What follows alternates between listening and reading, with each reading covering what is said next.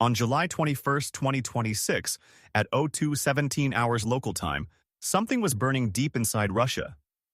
Not a factory, not a warehouse, a fuel depot, the kind that keeps an entire military axis moving. The Engels II industrial belt of Saratov Oblast, roughly 850 kilometers from the Ukrainian border, had just taken the most consequential logistics hit of the summer campaign. 3 rail tanker wagons sat on the loading spur, fully staged for dawn dispatch to southern military district units. By 02:19 hours, all 3 were on fire.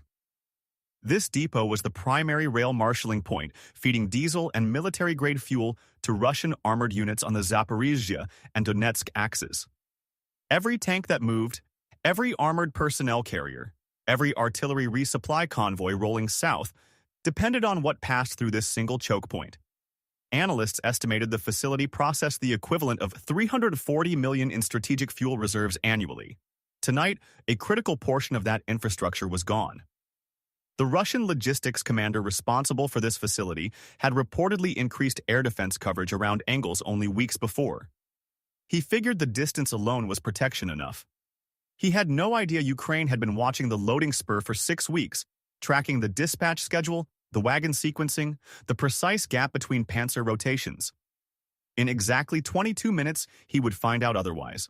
6 UJ-26 Beaver drones lifted off from a concealed forward launch site in Kharkiv Oblast at 0.41 hours, skimming just above the Volga River surface, low enough to exploit the radar null created by the water beneath them, effectively disappearing from Russian early warning networks for the entire approach corridor.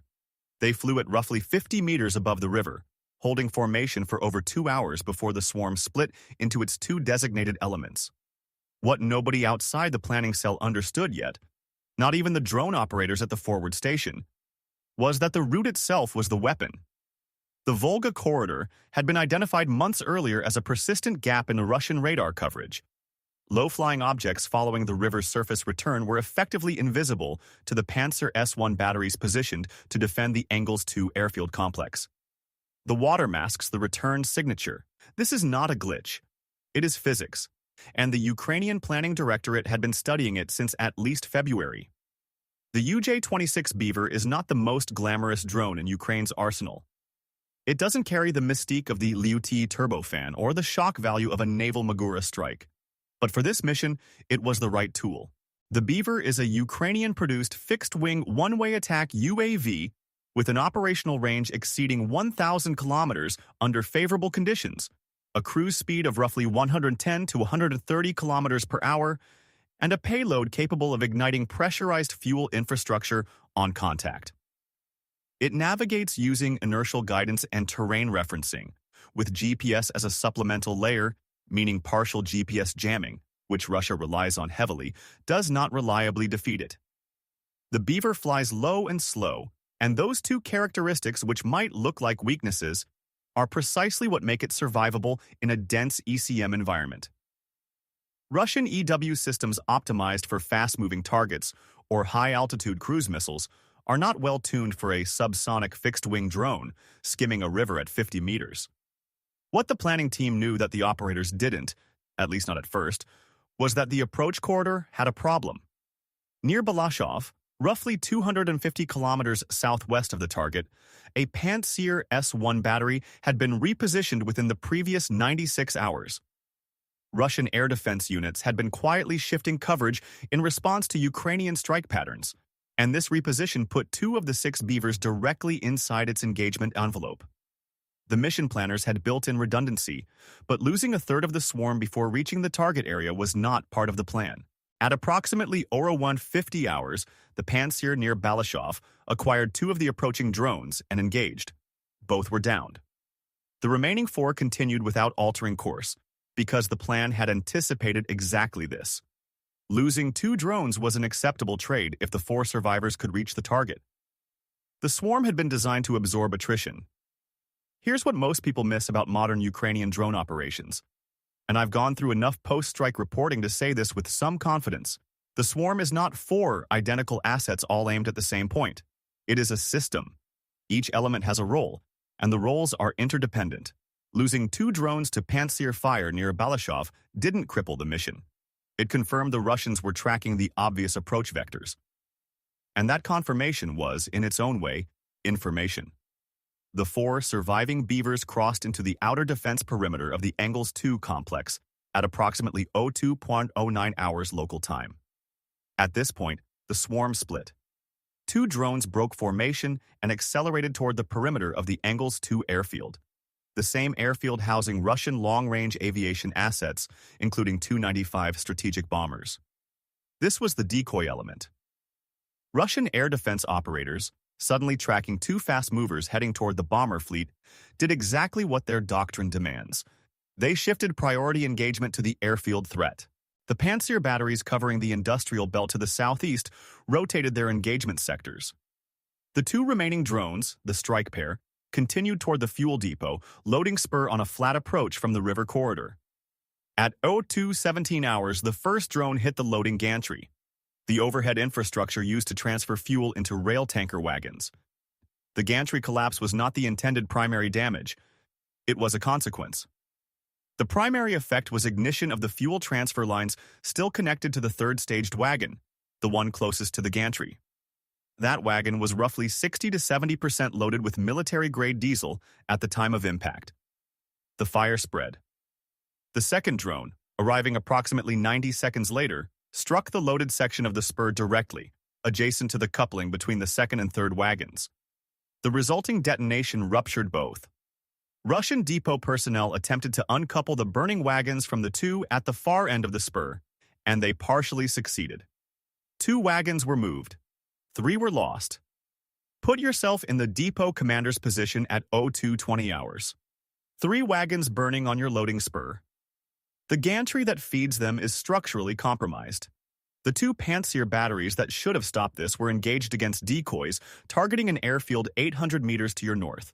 Your outbound dispatch schedule, diesel earmarked for Southern Military District Logistics Battalions expecting delivery within 36 hours, is now sitting in fire. What do you tell your chain of command? The honest answer is nothing useful for at least 72 hours, because the battle damage assessment process inside the Russian military is not designed for speed. It is designed for political management. And managing this politically means acknowledging, somewhere up the command structure, that a Ukrainian strike penetrated 850 kilometers into Russian territory, defeated the air defense screen with a decoy, and destroyed fuel infrastructure frontline units were counting on.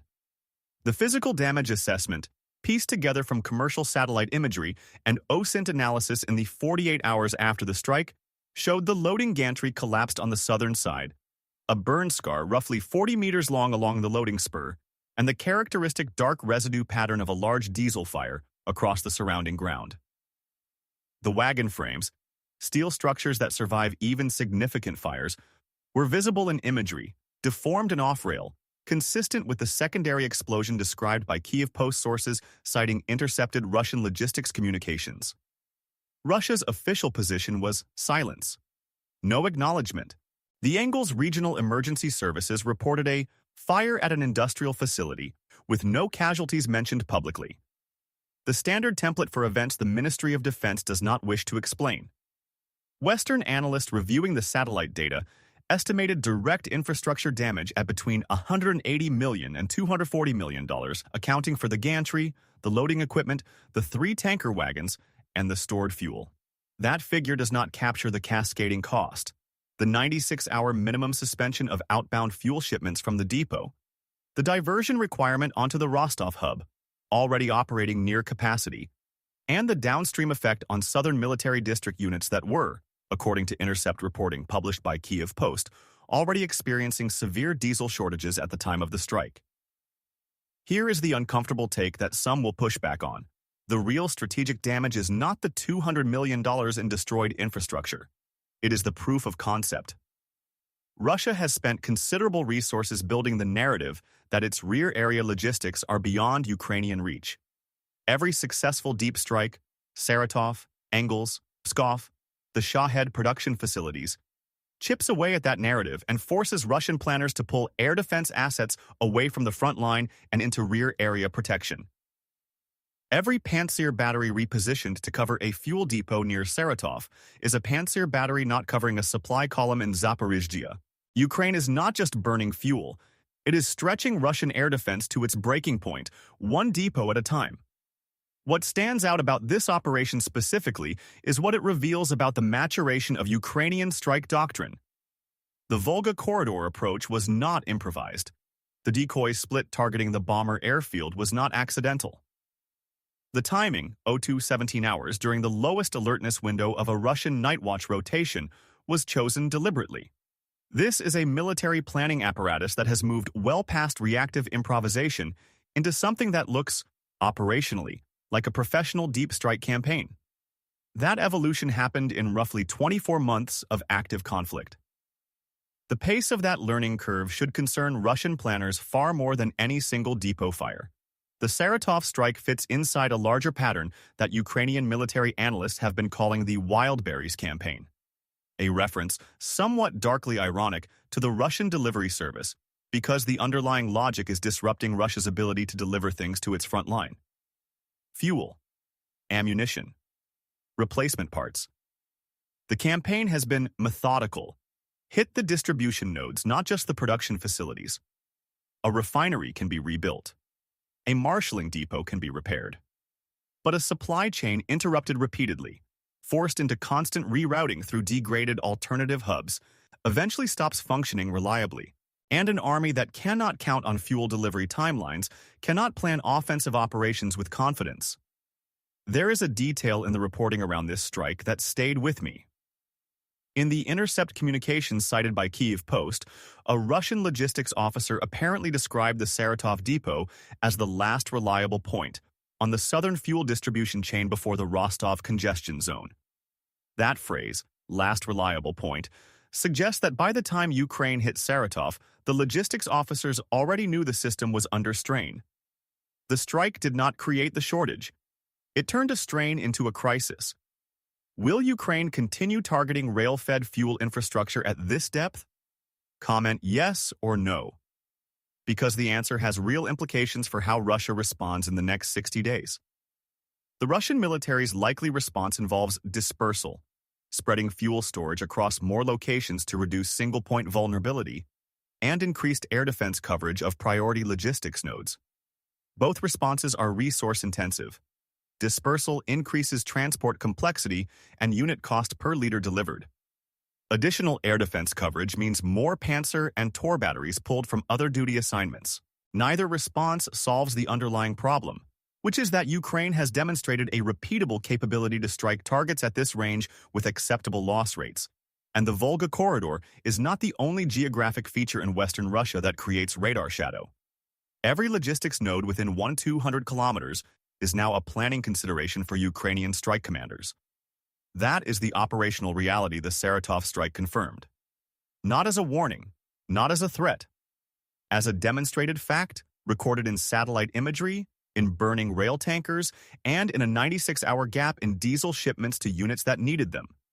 Ukraine's drone corps did not win the war on July 21, 2026. But it proved, again, that the war is no longer bounded by the front line. The rear area is contested. The logistics chain is contested, and the cost of defending every node in a supply network spanning thousands of kilometers is a cost Russia will be paying long after the fires near Saratov finally went cold.